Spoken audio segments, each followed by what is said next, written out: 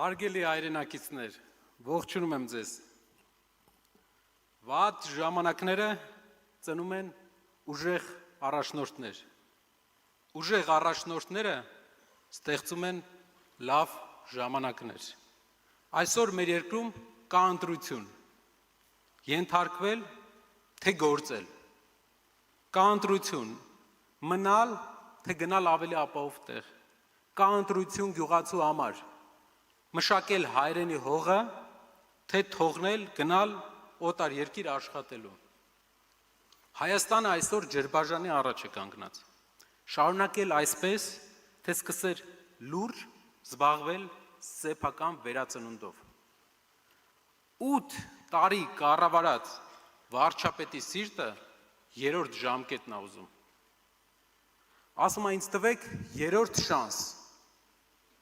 Երբ մենք իրեն տվեցինք առաջի շանսը, հիշում եք ինչ եղավ։ Նա կորցրեց Արցախի 75%-ը, կազմաքանդեց և թուլացրեց բանակը և զավթեց դատարանները։ Երբ մենք նրան տվեցինք երկրորդ շանսը, 21 թվականին, վերջնականապես Արցախը կործանեց։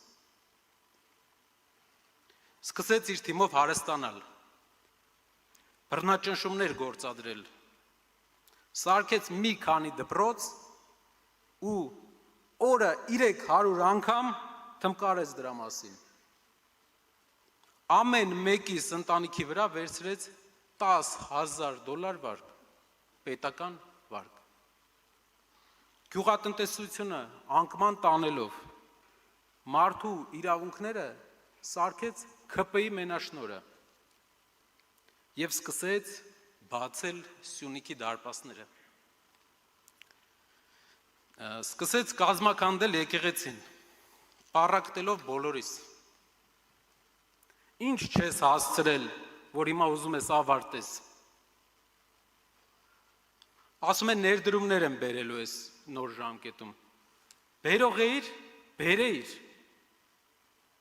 8 տարի մենակ հույս էր բերում վաճառում մեր վրա։ Լավ ժամկետ էր քեզ ներկայացնելու համար։ Գործ անել չգիտես, ասում ես հարևաններն են ուժեղ։ Հարևանները նույնն են, դու ես թույլ։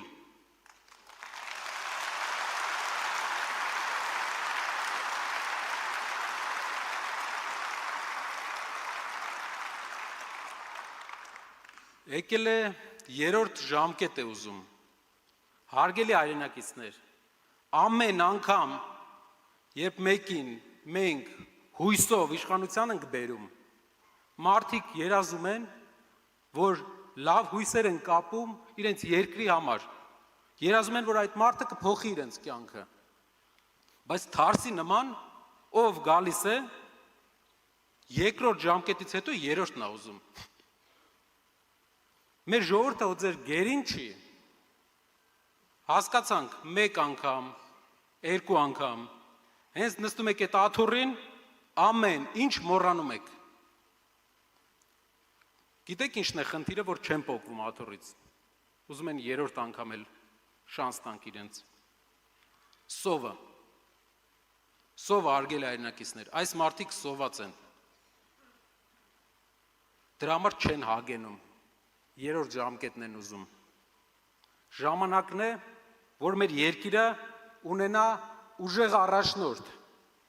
կուշտ առաջնորդ, լուրջ առաջնորդ։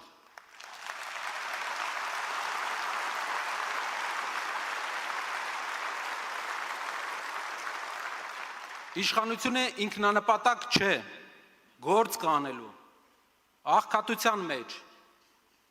Աղքատությունը խեղդվում է մեր երկիրը։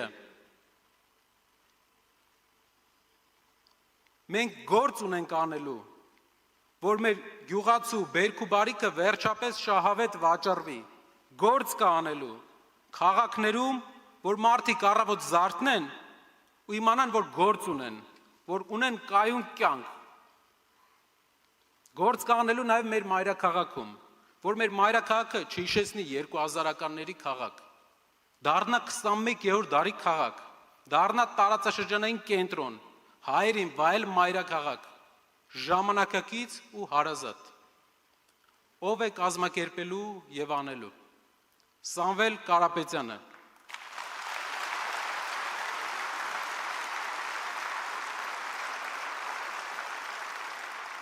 Ով է մասնակցելու։ Բոլորս։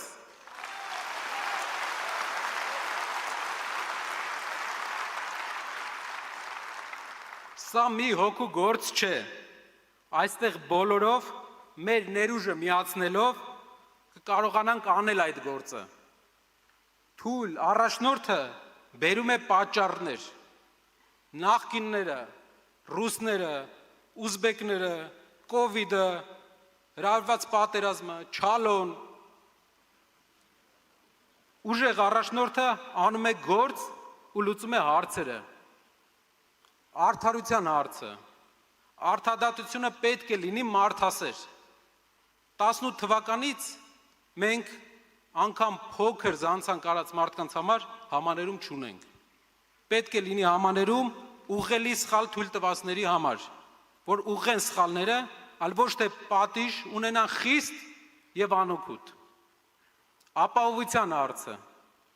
խոսք չենք տալիս, հաստատում ենք։ Հայաստանի Հանրապետության տարածքի բռնազավթված մասը խաղաղ վերադարձվելու է մեզ։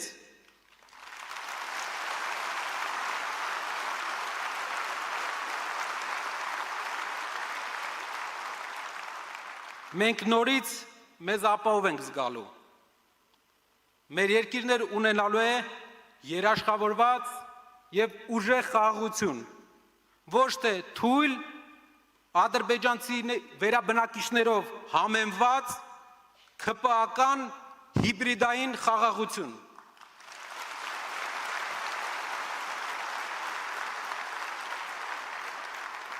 Դուք շատ լավ գիտեք, երբ Կարապետյան ինչ-որ բան ասում է, նա անպայման անում է դա, ինչ գնով էլ լինի։ Եկեղեցու օրինակը եւ հարյուրավոր օրինակներ մեզ ապացույց։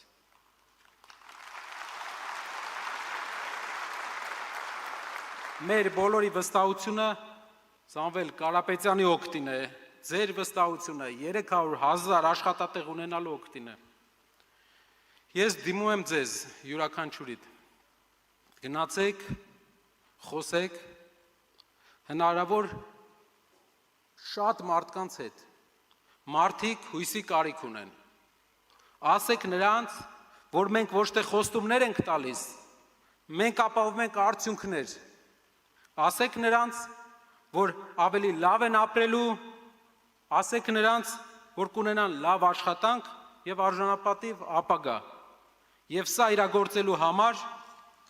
այս ուժեղ ժողովուրդը, որին հայ են դեռ կոչում, ստեղծում է